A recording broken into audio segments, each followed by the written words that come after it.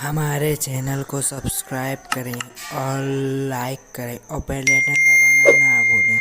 अगर आप फेसबुक पे देख रहे हैं तो मेरे पेज को फॉलो कर लें डेली वीडियो देखने के लिए, डेली पोस्ट वीडियो।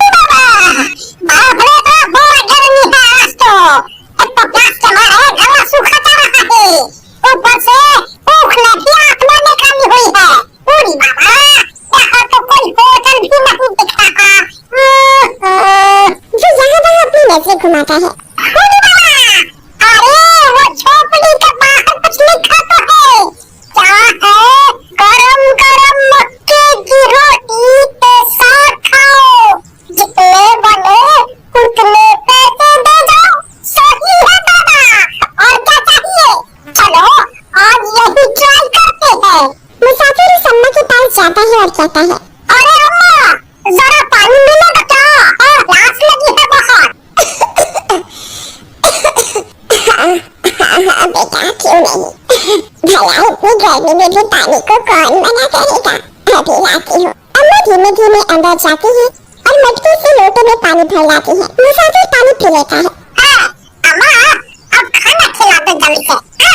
अभी लाई बेटा। कहकर अम्मा गरम गरम मक्के की रोटी चूल्हे पर सेकने लगती है और प्लेट लगाकर उसे दे देती है। बड़े दिनों के बाद आज हमको घर का जैसा स्वाद मिला है।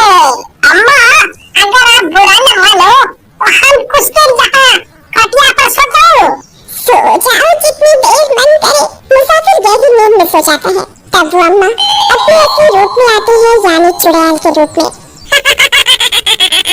एक और मुर्गी मेरे जाल में फंस गई। मेरी जादुई मक्के की रोटी खाई है तूने। बस कुछ ही देर में ये रोटियां तेरे शरीर में बहते रक्त में घुल जाएंगी और फिर तुझे ना चाहते हुए भी यहाँ आना ही पड़ेगा। कुछ घंटे सोने के बाद जब मुसाफिर की नींद खुलती है तो चुड़ैल वापस अम्मा के रूप में आ जाती है। अच्छा अम्मा, धन्यवाद। ये लो पैसे, भगवान ने चाहा तो फिर मिलेंगे।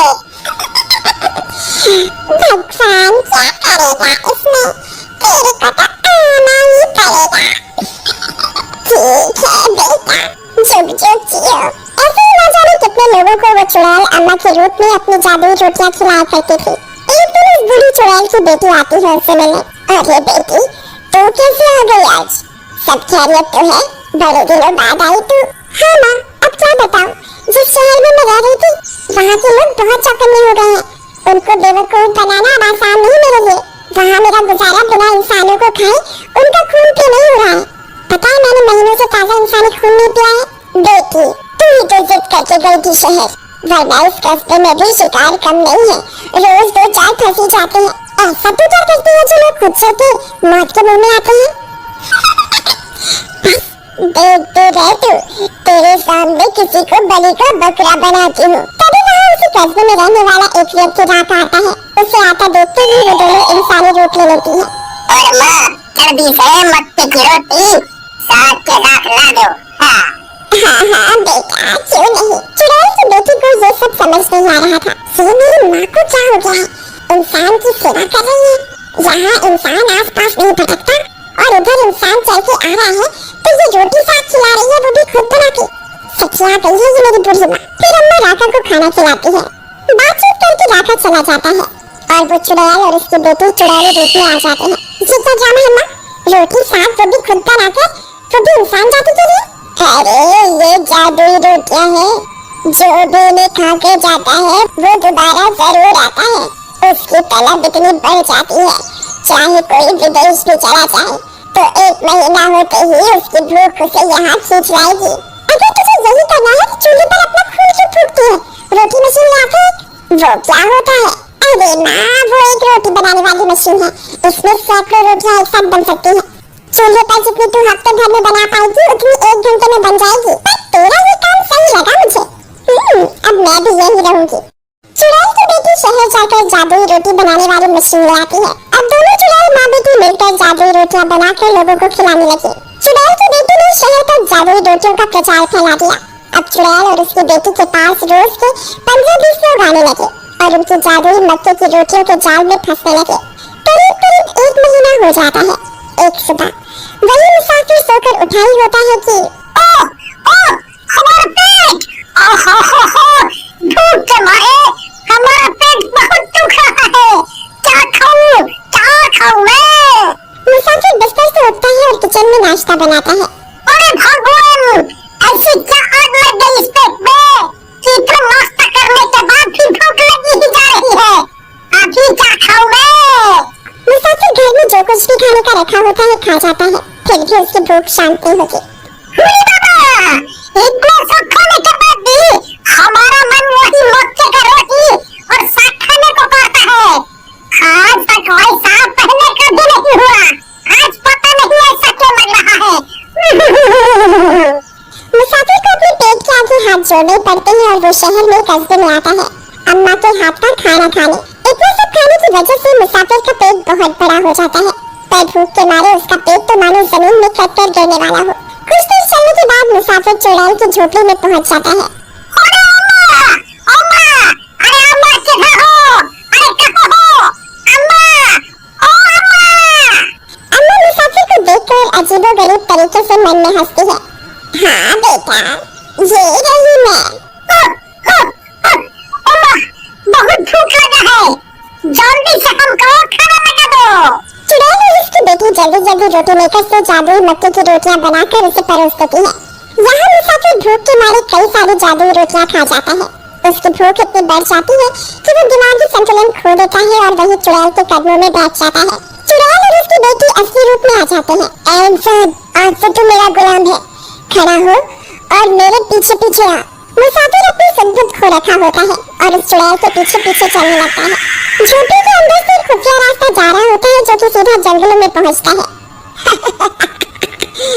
यहाँ तेरी चीख सुनने वाला कोई नहीं होगा। और वो उस मुसाफिर का सर घर से उखाड़ कर अलग कर देती है और उखड़ी हुई गर्दन से खून पीने लगती है। लोग गायब हो रहे हैं। ये पूरे कस्बे और आसपास के शहरों में बात जाने लगी।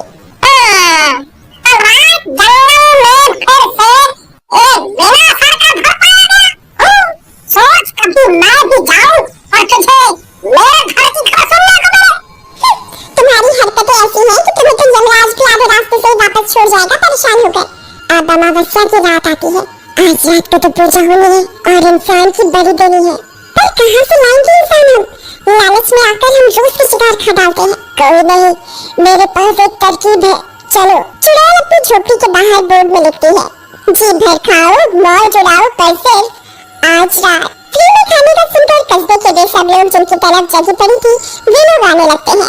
चुड़ैल और उसकी बेटी रोटी मेकर से कुछ घंटों में सबके लिए जादुई रोटियां बना लाती हैं और वे सब सुध-बुध होकर चुड़ैल के पीछे जंगल में पहुंच जाते हैं। मैंने कहा था ना, मेरी जादुई रोटियां कितनी कमाल की है। वाह माँ, मानना पड़ेगा तुझे। फिर दोनों माँ बेटी जोर जोर से हंसने लगती है। चुड़ैल पूजा की तैयारी करती है और सब लोगों को बलि देने के लिए नीचे मुंह करवा कर बैठा देती है। मेरी चुड़ैलों, आ जाओ, उस दुनिया से आज इस दुनिया में आ जाओ। आज अमावस की रात हमारे लिए कितनी खास होती है, आओ जल्दी आओ। दोनों चुड़ैल माँ बेटी मिलकर आवाहन करती है। तभी आसमान से कुछ चुड़ैलें जमीन पर उतरने लगती है। अरे तूने तो इंसानों की फौज ही लगा दी आज। सब जादुई रोटियों का कमाल है। चलो अब जल्दी से पूजा खत्म करके फिर बलि चढ़ाते हैं, समय कम रह गया है। अकस्मात से उस रात कस्बे का प्रधान उस जंगल में पहुंच जाता है और ये घटना छुपकर देख रहा होता है। इधर सब चुड़ैल मिलकर उन गुलाम लोगों की बलि देकर उनका खून पीने लगती है। अरे बाप रे, चुड़ैल वो भी झोली भर के। इतनी चुड़ैल देखकर तो लगता है चुड़ैल उनकी बारिश हुई हो। मुझे यहाँ से निकलना होगा, वरना मुझे यहाँ इन भूतियों ने देख लिया तो मेरा भी राम नाम सत्य पड़ता है। इधर चुड़ैल मिलकर उन लोगों का खून पी रही थी।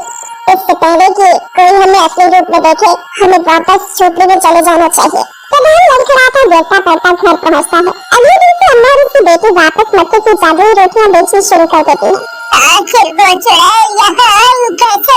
कस्बे का प्रधान होने के नाते मुझे कुछ तो करना ही पड़ेगा। 2 दिन बाद लल्लन प्रधान के घर जाता है। उसके घर का दरवाजा खटखटाता है। प्रधान, ओ प्रधान, अरे प्रधान जी दरवाजा खोलो। कौन देता है? अरे प्रधान जी, हम नन्नन पंचायत वाले, आज इतना जरूरी फैसला करना था।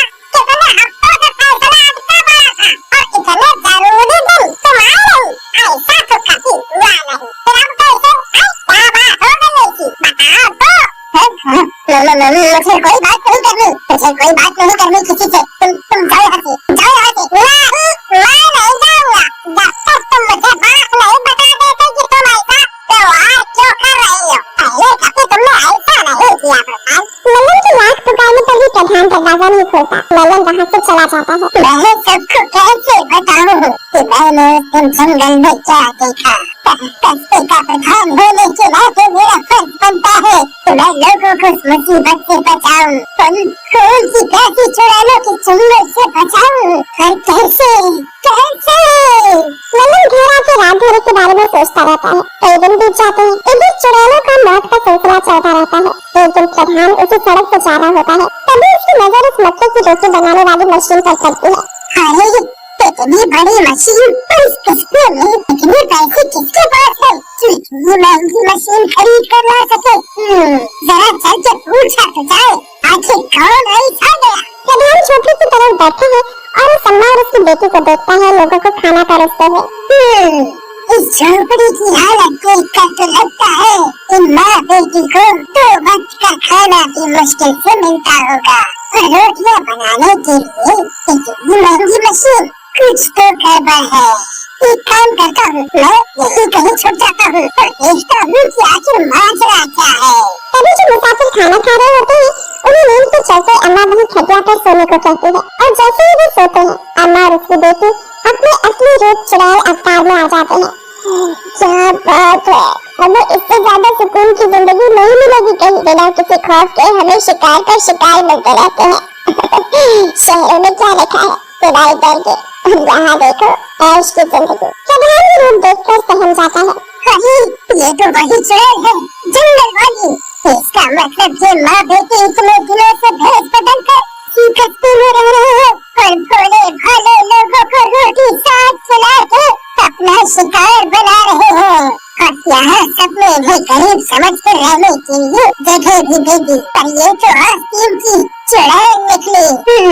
कुछ तो करना पड़ेगा, जल्दी ही करना पड़ेगा, वरना ये चुड़ैल इस कस्बे को तहस नहस कर देगी। प्रधान भागी-भागी पंचायत भेज जाता है। मुझे कस्बे की पंचायत को ये सब बता देना चाहिए। कस्बे की हित की बात है, मुझे चुप नहीं रहना चाहिए। पर मेरी बात मानेगा कौन? क्या कोई मेरा विश्वास करेगा? अपनी ही सोच में उलझ कर वो पंचायत घर जाते जाते रुक जाता है। तभी ललन उसे देख लेता है। प्रधान जी, तुम इतना पसीना पसीना क्यों हो रहे हो? ऐसा क्या हो गया तो तुम इस तरह भाग रहे थे? आ जाओ। क्या करूं? इसे बताओ ये नहीं, ये मेरी बात मानेगा भी कि नहीं? अरे प्रधान जी कहाँ खो गए? देखो ललन, मैं तुम्हें अब जो कुछ बताने जा रहा हूँ उसे ध्यान से सुनना और समझना। फिर प्रधान ललन को जंगल में देखी पूरी घटना बताता है। फिर आज जो कुछ भी उसने देखा वो सब विस्तार से समझाता है। ललन ये सब सुनकर दंग रह जाता है। ये तुम क्या कह रहे हो? चुड़ैल हमारे कस्बे में? हाँ, मैं सच कह रहा हूँ। मुझे पता है कोई मेरी बात पर विश्वास नहीं करेगा, इसीलिए मैंने अभी तक किसी को कुछ नहीं बताया। पर जो मैंने आज देखा वो खतरनाक है। भोले भाले लोग उस चुड़ैल की जादुई रोटियों के जाल में फंसकर मर रहे हैं। पर पंचायत का हिस्सा होने के नाते हमारा फर्ज बनता है कि हम कुछ करें और इस मुसीबत से सबको बाहर निकालें। बात तो तुम्हारी सही है, तो क्या करें? सारे पंचों को बताएंगे बात? नहीं ललन, अगर ये बात जरा भी फैली तो लोगों के मन में डर बैठ जाएगा और मैं नहीं चाहता कि ये दहशत लोगों के मन में जाए। हमें ही कोई रास्ता, कोई तोड़ निकालना होगा। बहुत सोच विचार कर वे योजना बनाते हैं। अब चाहे जो हो जाए, हम सबको इन जादुई रोटियों से आजादी दिला के ही रहेंगे।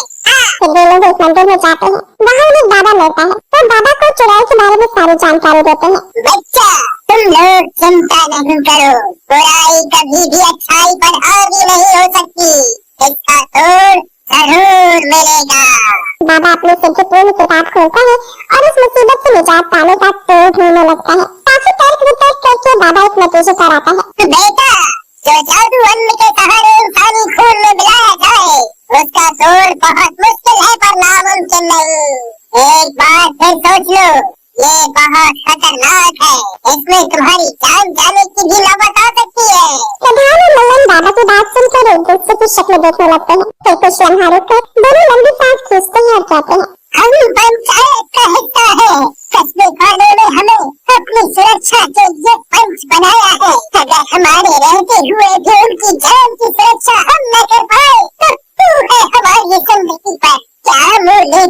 भगवान के घर जाएंगे कि अपना फर्ज भी ढंग से न निभा सके, ऐसी जिंदगी से तो मौत ही बनी।